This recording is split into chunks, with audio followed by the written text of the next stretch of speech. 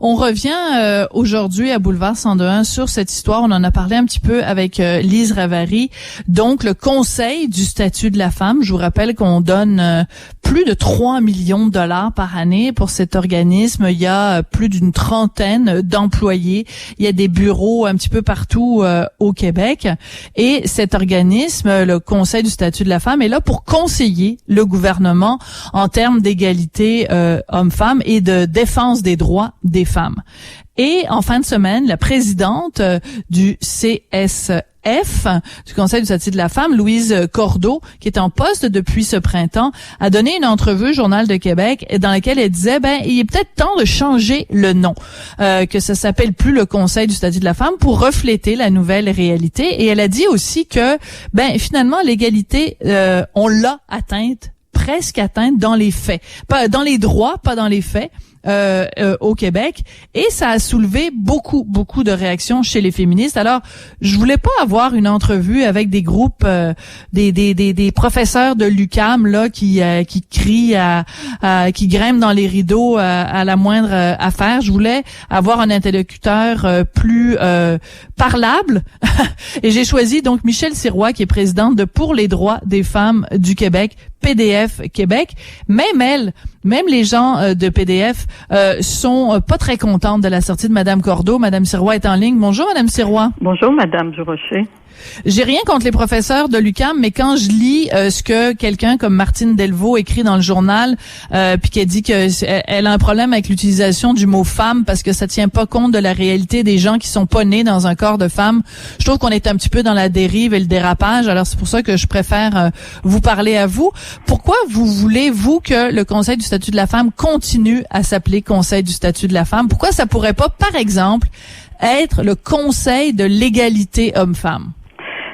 Parce que le Conseil de l'égalité, déjà, homme-femme, ce serait une chose, mais je pense que c'est plutôt le Conseil du statut de la femme dit qu'on cible, et je trouve très, très dommage que Madame Louise Cordeau, je sais pas si c'est un ballon d'essai, mais je sais pas un gros succès, son ballon d'essai, je crois, mais que pour sa première sortie, elle commence à vouloir, en tout cas, défaire un peu quelle est la cible exacte. L'égalité, le statut des femmes, Conseil du statut de la femme ou des femmes, ça me cible les femmes. Tandis que égalité homme-femme, on ciblerait, est-ce que on va mettre nos énergies pour que les hommes soient égaux aux femmes dans tous les domaines? Alors oui. Actuellement, ce sont les femmes. Il y a toute une série d'institutions, de mesures qui doivent être prises, changées pour que, l'égalité en droit, les femmes sont bien avancées, mais un peu comme on nous dit de maintenant, c'est qu'est-ce qu'elles veulent encore, les femmes? Elles ont tout. Non, parce que dans les faits, l'égalité est loin d'être atteinte. Et si on nomme pas que c'est pour l'égalité en faveur des femmes, qu'on travaille pour les femmes, on va perdre notre objectif de vue. Si on perd notre cible, on n'atteindra pas le résultat. Alors qu'on est loin dans les faits, d'être égaux. Fait que là, déjà, ça va pas. Bon, alors moi on va en discuter, d'accord, oui. Michèle, parce que moi quand je vous entends dire c'est la définition d'être féministe là, c'est on est pour l'égalité homme-femme. Mais il y a le mot homme puis il y a le mot femme. Moi si j'ai le Conseil du statut de la femme qui est féministe, mais on élève de l'équation 50% de la population. Moi je dirais plutôt l'égalité des femmes avec les hommes. Ça n'enlève rien aux hommes. D'ailleurs, le Conseil du statut de la femme ou le féminisme, nous, on est un groupe féministe mixte. Il y a à peu près 15% de nos membres qui sont des hommes. Qu'est-ce qu'ils ont compris, les hommes, actuellement au Québec? Ils ont compris que faire avancer la cause des femmes d'abord, c'est une cause en faveur de la justice. Ces hommes-là, ils en ont des filles. Ils veulent aussi que leurs filles soient égales. Ils veulent pas qu'ils soient le second rôle par rapport aux garçons. Mais d'accord. Donc, première chose, puis ils sont aperçus en plus que comme hommes, ils ont en plus avantage. Prenez le congé de maternité. On a commencé le congé maternité. Congé parental maintenant, congé ça s'appelle. Parental. OK? Ouais. Eh bien, les femmes ont obtenu aussi un congé de paternité. Pourquoi? C'est les hommes qui sont gagnants là-dedans, mais surtout, ce sont les enfants qui sont gagnants. Parce qu'ils ont des pères qui commencent à s'intéresser puis à trouver intéressant les enfants, pas juste l'histoire de femmes. Donc, les hommes ont vu qu'ils ont un intérêt quand la cause des femmes avance, c'est-à-dire qu'on fait reculer les stéréotypes qui enferment les hommes aussi. Mais bien sûr, mais c'est justement pour ça, Madame Sirois. Je suis tellement contente que vous ayez choisi cet exemple-là du congé parental. Justement, qu'est-ce que ça prend pour faire des enfants? Ça prend un monsieur puis une madame. Ben, si on avait un conseil de l'égalité homme-femme, au lieu d'avoir un conseil du statut de la femme, on s'intéresserait autant à l'importance du rôle des pères dans l'éducation des enfants qu'au rôle de la mère. En ayant juste un conseil du statut de la femme, on enlève l'homme de l'équation. Non, justement, quand on parle de congé parental, justement, vous venez de le dire, les hommes au Québec... Les hommes au Québec sont en Occident parmi les pères les plus impliqués dans l'éducation de leurs enfants. Justement, vous venez de nous le dire. Mais justement, si on veut continuer à les encourager dans cette voie-là, c'est certainement pas en ayant le conseil du statut de la femme. Mais je suis pas d'accord parce que changer la cible, à date, ça fait combien d'années? Ça fait plus de 30 ans que le conseil du statut de la femme existe. Est-ce que ça fait reculer le statut des hommes? Pas du tout. Ça l'a fait avancer. Alors, donc, je ne vois pas en quoi le changer, ça va faire reculer les hommes ou les faire davantage avancer. Moi, je pense qu'il faut, exactement comme quand on veut s'occuper des handicapés, on commence pas à noyer le poisson, c'est l'association qui va défendre les handicapés. La même chose pour les enfants autistes, on travaille pour les autistes. Pourquoi les femmes... Mais oui, mais c'est une mauvaise comparaison, Madame Sirois. C'est une mauvaise comparaison. Dans la société, il y a 50% d'hommes, 50% de femmes. Il n'y a pas 50% d'handicapés et 50% de non-handicapés. Il n'y a pas 50% d'autistes et 50% de non-autistes. C'est une très, très, très mauvaise comparaison. Écoutez, on va pas s'astiner sur les pourcentages. C'est clair qu'il y a 50% plus d'effractions de femmes. Donc, mais elles souffrent actuellement, et ça fait je vous rappellerai pas toute l'histoire, mais des millénaires. Et quand est-ce que les femmes ont progressé? Quand elles ont gagné, et ça, c'est un acquis social qu'on a gagné d'arrache-pied, d'avoir des fonds dédiés pour l'avancée. Quand on veut faire reculer les femmes, on les a vues à l'automne. Moi, en 2014, je suis allée à un forum sur l'intimidation. Croyez-moi pas, on parlait même pas des femmes.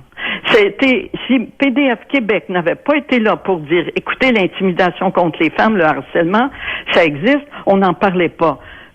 Mais oui, parce qu'on incluait les hommes et les femmes. Donc, on camoufle les problèmes et ils sont là. Qui va s'en occuper si le Conseil du statut de la femme ne s'en occupe pas, madame? OK. Alors, parlons des agressions non dénoncées.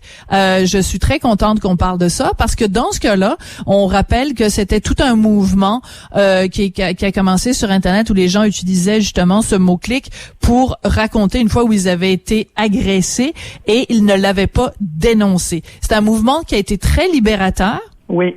Pour les hommes et pour les femmes, Madame Sirois, parce que ce n'est pas vrai de dire qu'au Québec ou que partout à travers le monde, il n'y a que les femmes qui ont été agressées sexuellement. Je peux vous présenter plein d'hommes qui ont été agressés par des prêtres, qui ont été agressés par des professeurs, et n'en faites pas une question qui concerne uniquement les femmes. Les agressions sexuelles, ça ne vise pas que les femmes, Madame Sirois. Mais les données, j'imagine que vous connaissez les données, je suis d'accord avec ça, hein.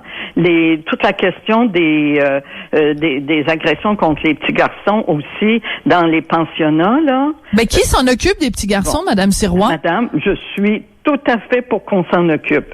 Mais je pense qu'il ne faut pas perdre de cible, il ne faut pas perdre la cible de vue que les femmes sont dans une situation, et ça, c'est les données de Statistique Canada, que 90% sont des femmes, mais ça ne veut pas dire qu'il ne faut pas s'occuper du 10%. Ça veut dire qu'il ne faut pas oublier les 90%. Et ça, c'est pas parce qu'elles sont d'un genre féminin qu'elles se font agresser. C'est parce qu'elles sont de sexe féminin. Et si on ne s'occupe pas des femmes, Et c'est ça. Ça n'empêche pas les autres choses. D'ailleurs, le Conseil... Oui, ça les empêche parce que qui aujourd'hui dans la société québécoise, elles sont où les ressources pour les hommes agressés sexuellement aujourd'hui au Québec? Il y en a des ressources pour la violence, madame. Il y en a qui reçoivent pas la moitié du tiers du quart du financement des organismes qui viennent en aide aux femmes. Écoutez, actuellement, là, le gouvernement a coupé les fonds du Conseil du statut de la femme. Vous avez parlé des bureaux régionaux.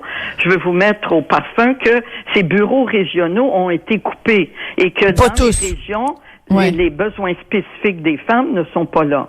Ce qu'il faut comprendre, c'est que ce Conseil du statut de la femme n'est pas anti-homme. La façon dont vous présentez les choses, je suis un peu surprise, mais on est obligé de défendre... J'ai jamais dit que c'était anti-homme. Quand est-ce que j'ai dit que c'était anti-homme? Beaucoup de gens, je suis contente de voir que vous n'êtes pas dans ce point de vue-là. Ben, c'est parce que vous mettez des mots dans la bouche que j'ai jamais dit. J'ai jamais dit que le Conseil était anti-homme. Sur la même longueur d'onde. D'ailleurs, une des obligations qu'on devrait avoir, c'est d'enlever du Conseil du statut de la femme. Justement, récemment, il y a un document qui va être publié, ou il a été publié tout récemment, contre les stéréotypes. Et les hommes et les femmes en sont victimes. Est-ce que vous comprenez? Mais quand on dit la réalité, elle montre que oui, il y a des hommes qui sont désavantagés par les stéréotypes qu'ils doivent supporter. Mais les faits, on peut pas, l'égalité de fait montre qu'elle est très, très loin d'être atteinte, non pas en faveur du côté des hommes, mais du côté des femmes.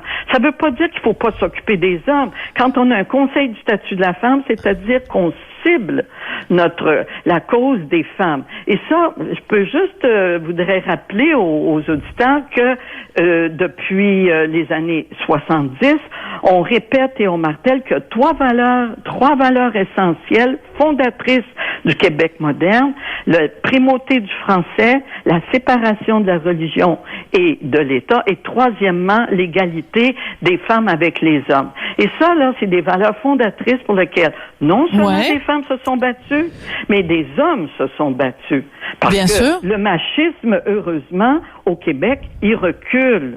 Mais il recule pourquoi? Parce qu'on cible cette cause-là. Et les stéréotypes sont très, très importants. Exemple, dans les manuels éthique et culture religieuse, les stéréotypes sont revenus en force avec des religions notamment.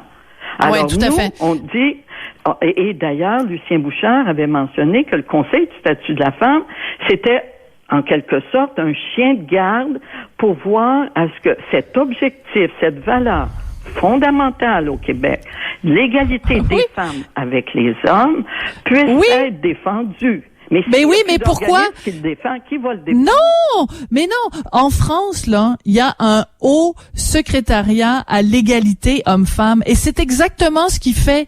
Il fait le rôle quand Lucien Bouchard parlait d'être un chien de garde, c'est exactement ça qu'il fait. Vous voulez qu'on ait les mêmes appellations, mais qu'on ferait une appellation semblable à la France, mais qu'on aurait une vocation. Est-ce qu'on a le même type de mission? Pourquoi on devrait changer un nom? En quoi ce nom... Pourquoi on le changerait pas? Pourquoi? C'est parce que c'est un organisme dont le but est de se battre pour l'égalité homme-femme. Appelons-le le Conseil de l'égalité homme-femme. Non. Si on a un organisme... Des femmes. Est-ce que vous voyez la différence entre l'égalité des hommes et des femmes ou l'égalité des femmes avec les hommes? Moi, j'en vois une grosse différence. C'est-à-dire où on va mettre notre énergie. Prenez récemment... aujourd'hui même, c'est justement ça le problème, c'est l'énergie. Pardon? C'est justement ça le problème, c'est que en mettant les énergies, en disant il y a juste les femmes qui souffrent au Québec, il y a juste les femmes qui sont victimes d'agression. Vous avez dit que la majorité... C'est des choses que je n'ai jamais dites. Non, mais c'est parce que vous dites il faut cibler. Cibler, ça veut dire que... Il y a un organisme qui a une mission. Il peut pas défendre le monde entier. Ça veut pas dire de pas défendre les autres causes.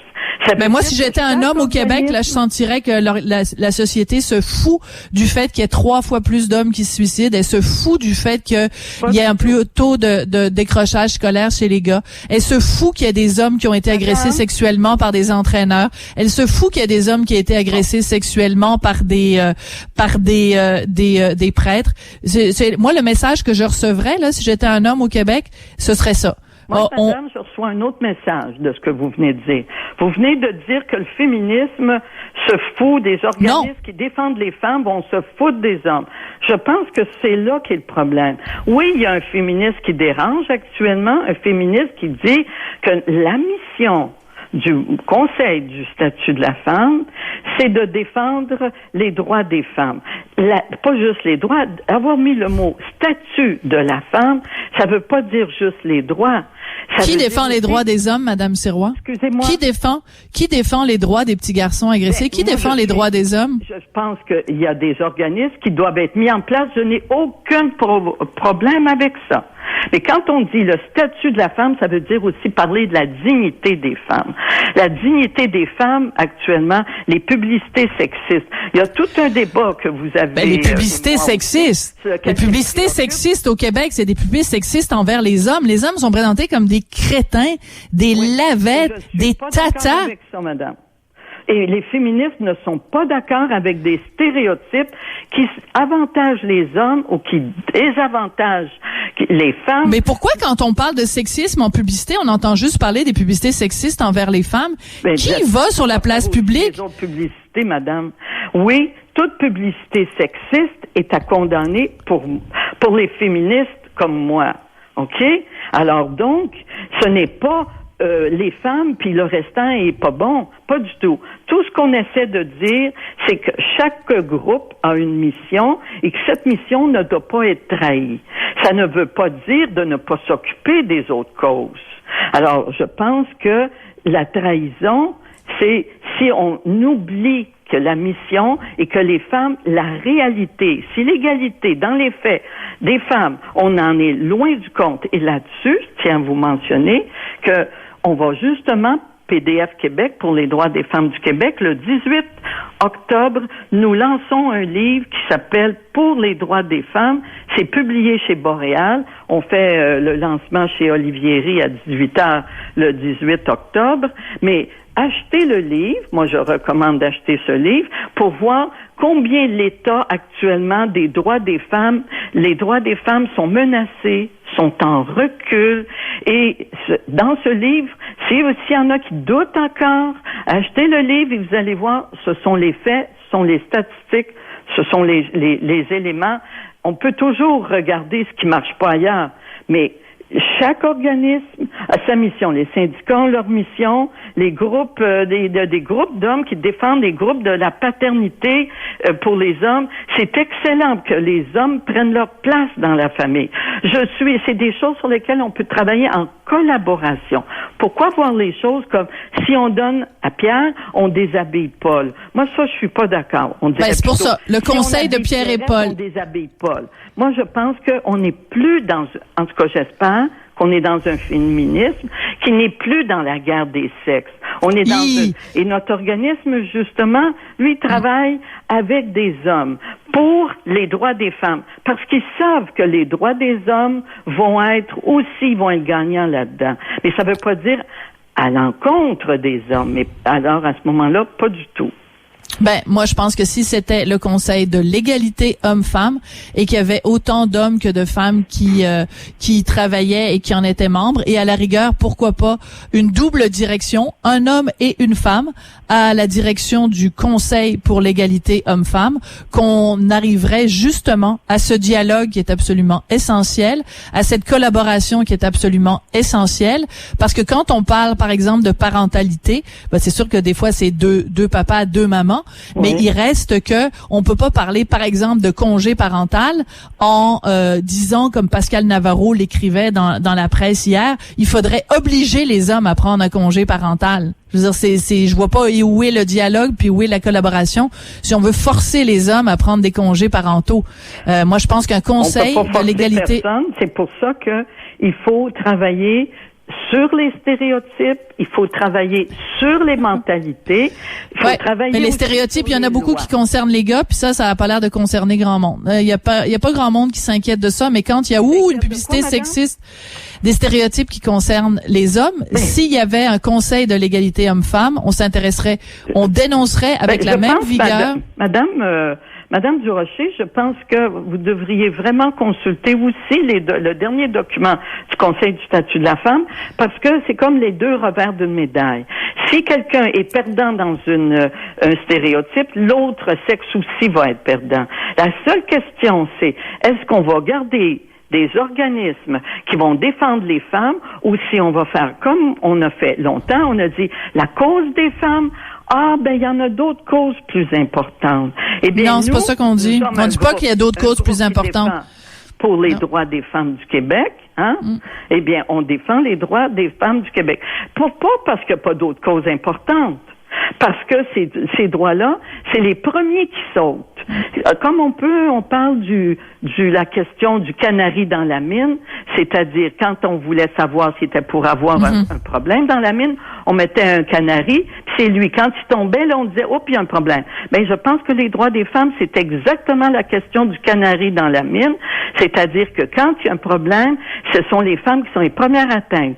S'il y a un problème, on le dit raisonnable. Exemple, mais qu'est-ce que ça change? En quoi le Conseil du statut de la femme ne pourrait pas... C'est le chien de garde, madame. Quand Madame Cordeau parle qu'on doit faire des médiations et puis qu'on doit faire des synergies, ben c'est pas un petit toutou qu'on veut. On veut un chien de garde, c'est-à-dire qu'il surveille sa mission. C'est de surveiller, est-ce que les droits des femmes... Je vais juste vous donner un exemple, Madame Sirois. La Gazette des femmes, qui est donc le journal officiel du Conseil du statut de la femme, a publié récemment un dossier sur le sexisme au quotidien. Tu sais, les petites affaires sexistes au quotidien, on s'en rend pas vraiment compte, mais c'est grave quand même. Et il y avait toute une section sur la galanterie. Savez-vous que la galanterie, c'est très grave? Un gars qui vous ouvre la porte, là, c'est comme une démonstration du patriarcat. Puis si vous acceptez là que le gars, il vous ouvre la porte, là, subrepticement, sans que vous vous en rendiez compte, là, vous êtes en train de laisser libre cours à l'expression du patriarcat.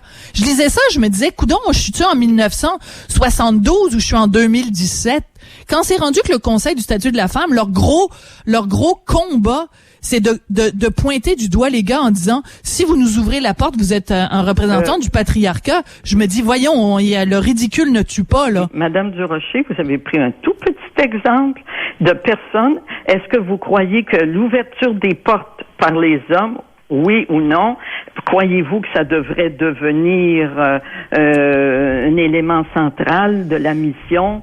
Je pense qu'il y a une dérive là excusez-moi là, il y a une dérive dans ce que vous analysez, mais je pense que ça fait partie on est d'accord. C'est une publication officielle du gouvernement d'un organisme qui reçoit 3 millions de dollars par année. Oui, est-ce que vous puis ils nous disent que la galanterie c'est pas bien. Qu'on doit le mettre en épingle. Moi, je suis... Ben là, si vous voulez... c'est pas correct que je donne un exemple. C'est pas correct que je donne un exemple. Les droits des femmes, quand on regarde la situation où ils en sont, on n'en est pas à une porte ouverte par un homme ou par une femme. Je pense qu'il faut dépasser puis arriver à des choses essentielles.